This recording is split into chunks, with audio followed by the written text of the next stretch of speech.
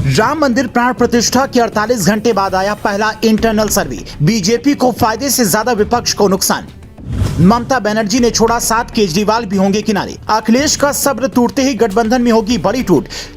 मोदी के हाथों उद्घाटन, शंकराचार्य का विरोध और विपक्ष के बायकॉट पर हुए सर्वे में जनता ने दिया गजब जवाब। 22 जनवरी को भगवान राम की आंखों पर बंधी पट्टी खुली और 24 जनवरी को विपक्ष में हाहाकार मच गया। 48 घंटे के भीतर ही एक ऐसा इंटरनल सर्वे सामने आया जिसने विपक्ष के बड़े बड़े नेताओं को हैरान कर दिया।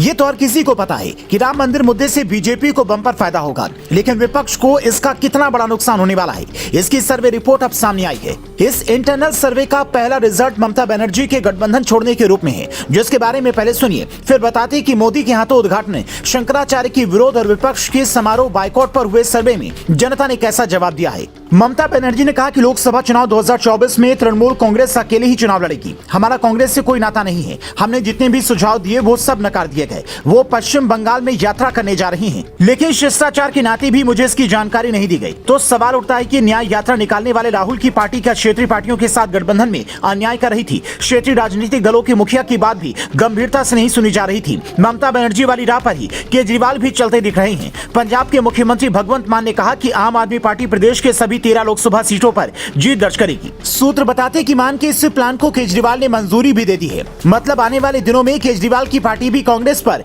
अड़ियल रवैये का आरोप लगाकर गठबंधन से किनारा कर सकती है। यही हाल अगर यूपी में भी रहा तो अखिलेश यादव को भी गठबंधन से दूर जाने में देर नहीं लगेगी, क्योंकि वो बार बार यही कह रहे हैं कि सीट शेयरिंग पर बात जल्दी होनी चाहिए, जबकि कांग्रेस का पूरा ध्यान भारत जोड़ो न्याय यात्रा पर है। कई राजनीतिक विश्लेषक कहते हैं कि राहुल गांधी की न्याय यात्रा से कांग्रेस को फायदे की उम्मीद नजर आ रही है, लेकिन राहुल को यह आभास नहीं था कि इससे गठबंधन टूट भी सकता है, क्योंकि बड़े बड़े नेता अब यही सलाह दे रहे हैं कि न्याय यात्रा विपक्षी इंडिया गठबंधन के बैनर तले निकाली जानी थी, न कि कांग्रेस के बैनर तले। चूंकि कांग्रेस पर पब्लिक का भरोसा पहले से ही कम है, तो 2024 चुनाव में किसी चमत्कार की उम्मीद कम है। राम मंदिर उद्घाटन के तुरंत बाद एबीपी वोटर ने सर्वे किया तो चौंकाने वाले नतीजे सामने आए। 51% लोगों ने कहा कि राम मंदिर से भाजपा को बड़ा फायदा होगा। 33% लोगों ने कहा कि कोई फायदा नहीं होगा। 52% लोगों ने यह माना कि शंकराचार्य का विरोध बेवजह है। 54% लोगों ने कहा कि विपक्ष ने बड़ी गलती की है। हालांकि 22% लोग ऐसे भी हैं जो विपक्ष की इस बात से सहमत नजर आए कि राम मंदिर उद्घाटन का प्रोग्राम एक राजनीतिक कार्यक्रम था, इसलिए विपक्षी नेताओं ने जो किया वो सही था।